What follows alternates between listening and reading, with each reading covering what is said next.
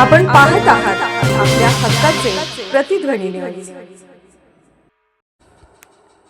मिरजेत लोखंडी सळ्या चोरी प्रकरण उघड, तडीपार आरोपीस अटक, टेम्पोसह मुद्देमाल जप्त। शहरातील म्हाडा कॉलनी लगत सातवेकर प्लॉट येथे सुरू असलेल्या महानगरपालिकेच्या ई-बस डेपो बांधकाम स्थळावरून लोखंडी सळ्या चोरीस गेल्याच्या प्रकरणाचा मिरज शहर पोलिसांनी अवघ्या काही तासात छडा लावला।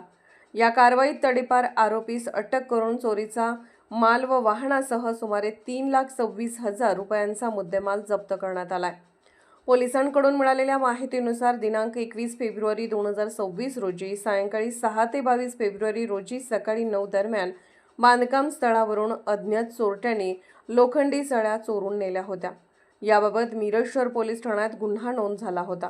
गुन्ह्याचा तपास सुरू असताना 22 फेब्रुवारी रोजी सायंकाळी 5:30च्या सुमारास कमानवेस दिंडीवेस मार्गावर आळतेकर हॉल जवळ गुन्हे प्रकटीकरण पथक पेट्रोलिंग करत असताना संशयित टेम्पो आढळला।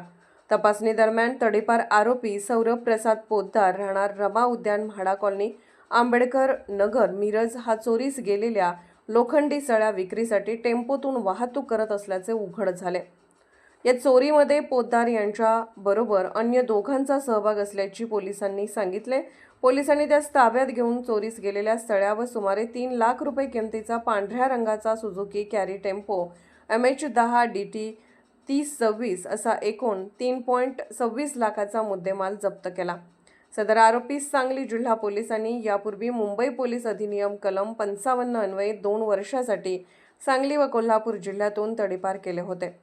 या प्रकरणाचा पुढील तपास police head constable Nitin More हे करीत आहेत।